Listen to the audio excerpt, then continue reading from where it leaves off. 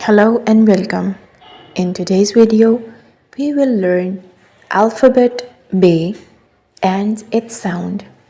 B is the third alphabet of Urdu Haruf Tahajji and its sound is B. B. Let's get started our today's lecture. Watch it carefully.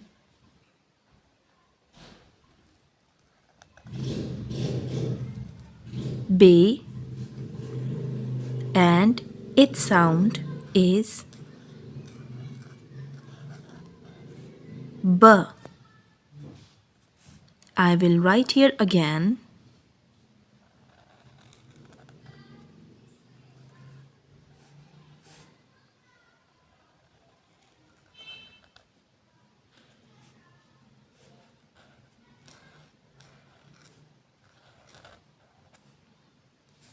B, B, B, and its sound is B.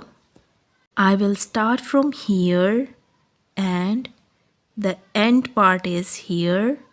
So I will join these two dots like this, touch the line and draw straight line. B. Watch it again. I'll start from here, drop it here, touch the line and B. Its sound is ba. B, b, b, billy, cat. B, billy, cat.